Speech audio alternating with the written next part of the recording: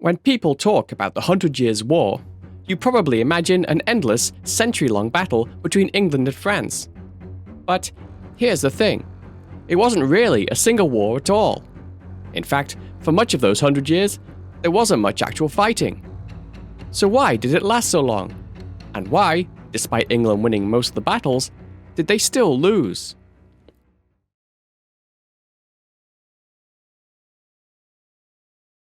It all started in 1328. France had a problem.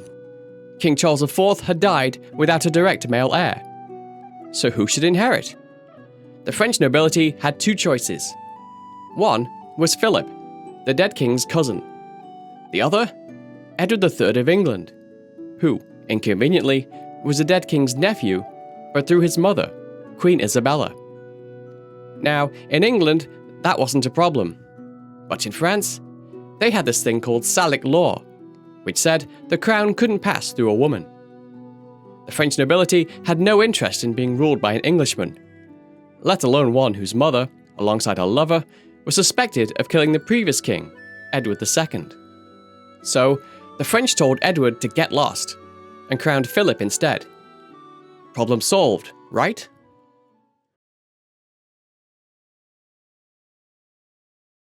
In 1337, Philip did something that at the time seemed like a fairly routine bit of medieval politics.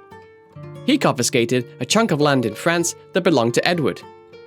Now, this wasn't just any land. It was a Duchy of Aquitaine, a wealthy region that had been under English control for generations. And Philip had a perfectly good reason, at least from his point of view. Edward, his vassal, had been refusing to do the one thing vassals were supposed to do: show up, bend the knee, and swear loyalty.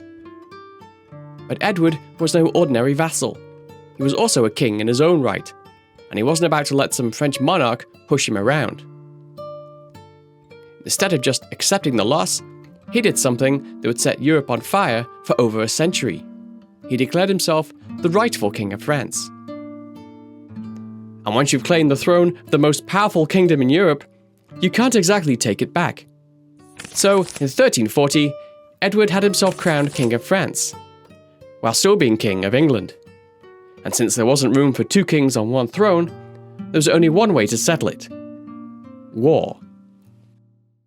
Edward set sail for France in 1340, and met the French navy off the coast of Flanders at the Battle of Sluys. The English forces were heavily outnumbered, but had a secret weapon: the longbow.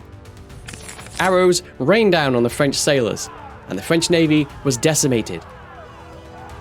Victory gave the English control of the Channel, and for the rest of the war, the English kings could launch an invasion whenever and wherever they liked. Now, in keeping with the rest of the war, nothing really happens for a few years, war being expensive and all that.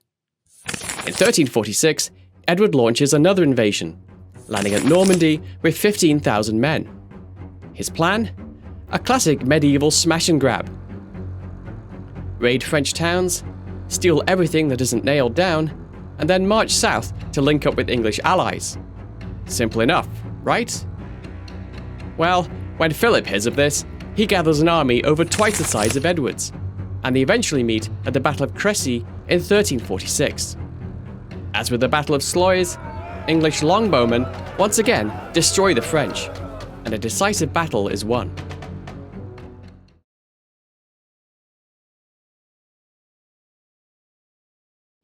The war would be put on hold for a few years, thanks to the Black Death. By 1356, England had recovered, both physically and financially, and Edward's son, the Black Prince, has a plan. He's leading a small English army through France, doing what the English do best: raiding, burning towns, and generally making life miserable for the French. He's heading north, thinking he can link up with his father's forces. Simple plan. But there's one problem. King John II of France, Philip's son, has raised a massive army, maybe 15,000 or more men, to stop him. He corners Edward's troops near Poitiers and launches a massive cavalry charge. But then, out of nowhere, they are met, once again, by a hail of arrows from the English longbowmen. The French counterattack until they are surprised again, this time by an English cavalry charge. The result? Disaster for the French, and King John is captured. In 1371, Edward the Black Prince returned to England but was in poor health. He died in 1376, while his father the king died the following year. Civil unrest in both England and France, mainly caused by taxation in order to pay for the ongoing war, put hostilities on hold. By 1415, King Henry V decides he wants to be King of France and invades. After laying siege to the town of Harfleur and securing its surrender, he decides to march towards the English-controlled port of Calais. But the French army are not far behind, and they meet with the heavily outnumbered English army at Agincourt, where once again they are massacred by the longbowmen. Almost 40% of the French nobility is killed. Now, normally when one side keeps winning battles, the war ends. But here's where things take a turn. The English had a secret weapon, the longbow. French knights in heavy armor, no match. In battles like Crécy, Poitiers, and later Agincourt, England's small, well-trained forces crushed massive French armies. By the early 1400s, England controlled nearly half of France. Looks like the war's over, right? But war isn't just about battles. France had something England didn't: sheer numbers and a deeper treasury. The longer the war dragged on, the harder it was for England to hold on to its conquests.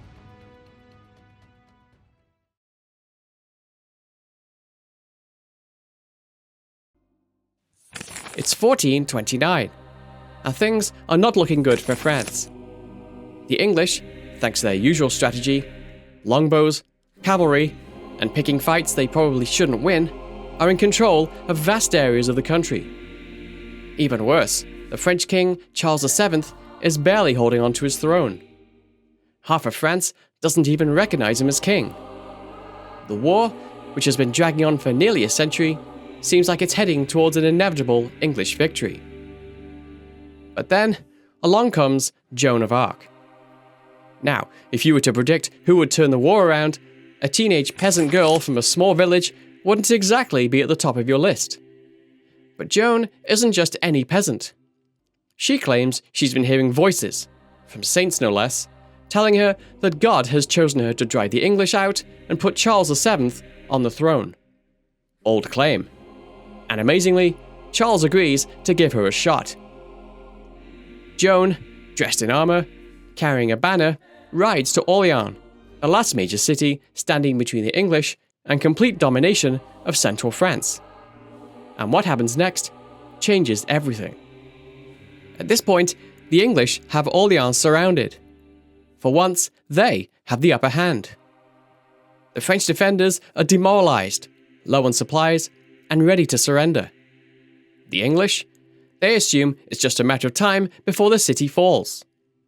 After all, a few months earlier, they'd been steamrolling the French in battle after battle. But then Joan arrives. She doesn't come with reinforcements. She doesn't have a secret superweapon. What she brings is something even more powerful: morale. The French troops, who are about to give up, suddenly believe they can win. They see her as a sign that God is on their side. Instead of surrendering, they attack. And over the next several days, Joan leads the charge, literally. She urges her troops forward, pushes for aggressive assaults on English fortifications, and at one point, even takes an arrow to the shoulder and keeps fighting. And incredibly, it works. The English suddenly find themselves losing ground. One by one, their positions fall. And just like that, on May the 8th, 1429, the English are forced to retreat. The siege of Orléans is over. And from this point on, the French are on the offensive. Over the next 2 decades, they reclaim lost territory, push the English back, and by 1453, the 100 Years' War is effectively over. The English, once poised to take all of France, are left with only one lonely city: Calais, And Joan? Well, the English burned her at the stake, but history had the last word. She became a saint. Not bad for a teenage peasant girl. So why did the war last so long? Because it wasn't just one war. It was a series of conflicts, fueled by rival claims to the throne, political infighting, and sheer stubbornness. England won battles, but France outlasted them. And in the end, this war didn't just decide who ruled France. It helped shape modern warfare, ending the age of the knight and ushering the age of gunpowder and professional armies. Oh, and it also helped kickstart another war back in England. The Wars of the Roses. But that is another story.